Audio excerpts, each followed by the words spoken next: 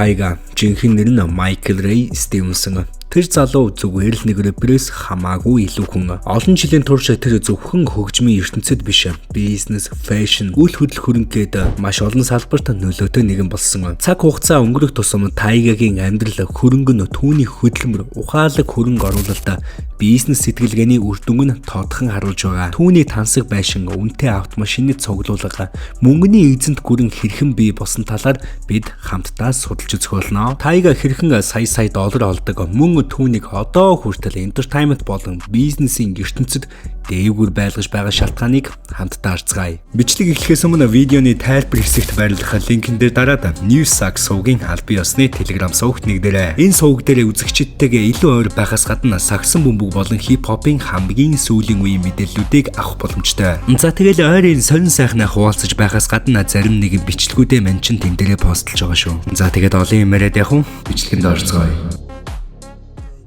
Тайга 1989 оны 11 сарын 19-нд Калифорни мужийн Комптон хотод төрсөн. Түүний бага насаа тансаг амьдралаар өнгөрөөгүй. Тэр Вьетнам болон Ямайка гаралтай дунд давхаргын гэр бүлд өссөн. Комптон бол хэцүү орчин гэдгээрээ алдартай газар. Гудамжны амьдрал маш хэцүү нөхцөл бас тэмцэл дунд тэр өссөн. Гэхдээ тэр орчинд Тайга хөгжмөөс аврал олсон.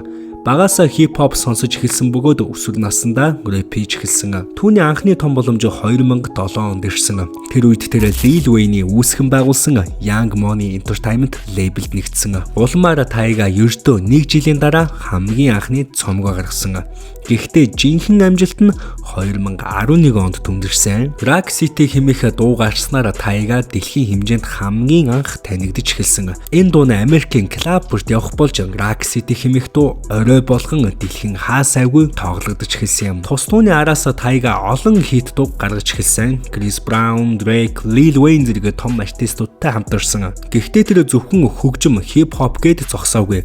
Тэр мөнгөө өсгөхөө шинэ арга хайж эхэлсэн. Ингээд тэр хувцсны брэнд үл хөдлөх хөрөнгө зэрэг салбар руу орсон. Түүний хамгийн алдартай бизнес бол Last Kings нэртэй хувцсны брэнд нөгаа. Last Kings нэртэй хувцсны брэндээ Тайга анх 2013 онд үүсгэн байгуулсан. Ихэнхдээ streetwear чиглэлтэй байсан бол дараа нь luxury street fashion болж хөгжсөн. Одоо бол энэ брэнд олон улсад танигдсан. Яагаад гэвэл 13 жил явчлаа шүү дээ. Рэпер Тайгагийн бусдаас ялгарх хамгийн онцлогтой зүйл бол тэр үнэхээр тууштай. 2025 оны байдлаар Тайгагийн нийт хөрөнгө ойролцоогоор 80 сая доллар гэж тооцогддог. Энэ бол мэдээж олон жилийн хөдөлмөр ухаалаг шийдвэрүүдийн үр дүн. Мэдээж түүний мөнгөний хамгийн гол их үүсвэр нь зөвхөн хөгжим биш. Хэдийгээр тэр өмнөгшгөө мейнстрим супер одоо биш болсон ч мьюзик каталог нь түүнд тогтмол орлого өгсөөр л байгаа. MLB-д Newsack нэрээр 200 хурамшууллаа. Тайгагийн хамгийн ухаалаг хөрөнгө оруулалтын нэг бол яхаарахгүй үйл хөдлөл хөрөнгө.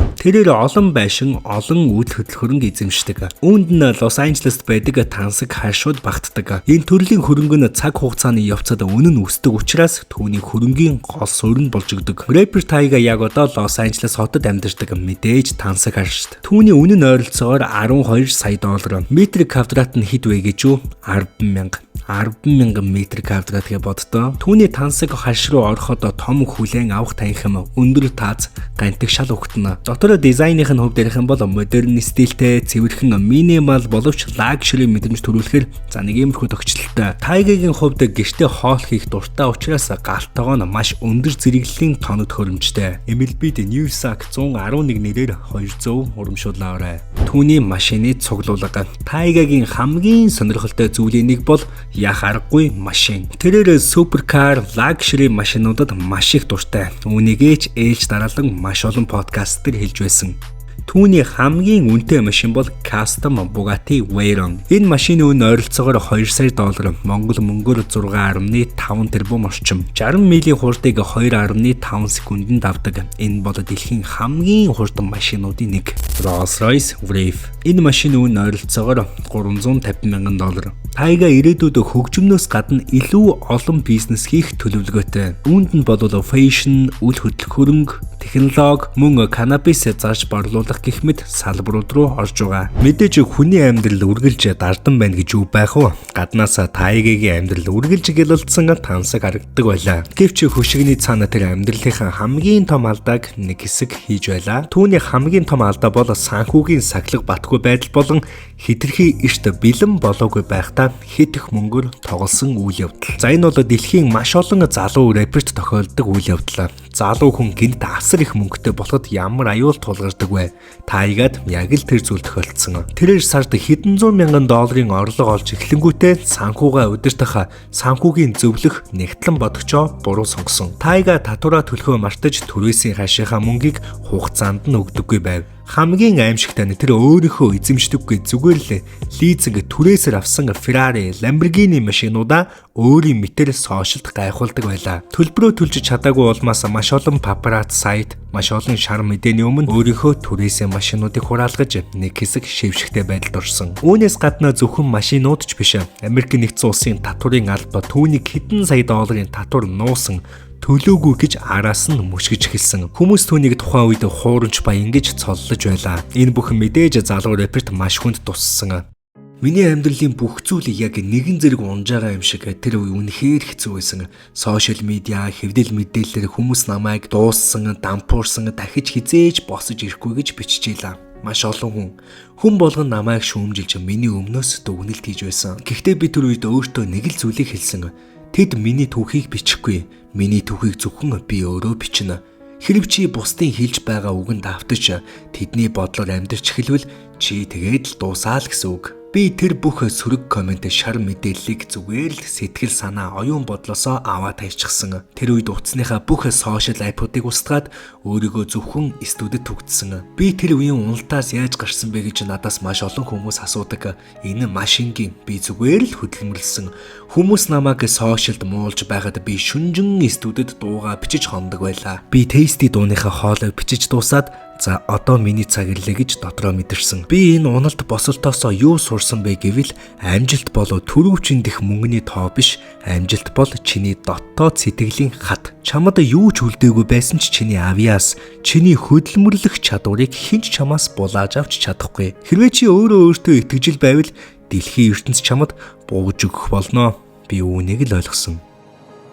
Тайга хин нэгэнд хар тамхи зарсангүй, Тайга хин нэгнийг зодсонгүй, Тайга хин нэгнийг буутсангүй. Түүний амьдралдаа гаргаж байсан хамгийн том алдаануудын нэг нь ердөө л энэ. Мань хүний хувьд бас спортод маш их сонирхолтой, ялангуяа мэрэгжлийн бокс. Тайга боксing амьд томог Флойд Мэйвезерийн үнэнч фэн бөгөөд түүний том тулаанууд дээр хэдэн зуун мянган долларыг эргэлзэлгүй тавьдаг. За тэгэд мэдээж зөвхөн бокс биш, NBA болон NFL-ийн плей-оффын тоглолтууд дээр түүний тавьсан бооцоонууд нь рэп соёлынхны дунд ярианы сэдв болдог. Нэг хэсэг бүр цаадны хувьд Дрейктэй хамт Лас Вегасын VIP өрөөнд 200-300 мянган доллараар ямар ч асуудалгүй казино тоглодог гэсэн гин. Бичлэгийн төгсгөлд хэлэхэд амьдрал бидэнд маш их боломжийг олгодог шиг маш олон сорилтыг авчирдаг. Тайга шиг дэлхийн хэмжээний амжилтанд хүрч сая доллар олсон ч түүнийг хэрхэн удирдах, ямар үн цэнтэй зүйлд зарцуулах вэ гэдэг нь чиний амьдралын хамгийн чухал шалгуур байдаг. Дээрээс унах амархан ч доороос дээшээ өксөх нь жинхэнэ залуу хүний төвчээр хатуужлыг шаарддаг. Тийм учраас бусдын гэлэлцсэн амьдралыг хараад өөрийгөө голж сууха бол залуу минь. Чиний хамгийн том хөрөнгө оруулалт, чиний хамгийн том итгэл үнэмшил зөвхөн чи өөрөө байх ёстой. Өөрийнхөө ирээдүйд бүх зүрх сэтгэлээ зориул. Эрсдлээс бүү уналтаас бүү шантар. Өнөөдөр хичээвэл маргааш чи өөрийнхөө амьдралын хаананд байх болно. Энэ удаагийн бичлэг маань үүгээр өндөрлөж байна. Хэрвээ та бүхэн манай суугтаа subscribe дараагүй бол яг одоо subscribe дарж нэгдээрэй. Бичлэг таалагдсан бол лайк дарахаа битгий мартаарай. Сакаут төр баяртай үзэгчтэй.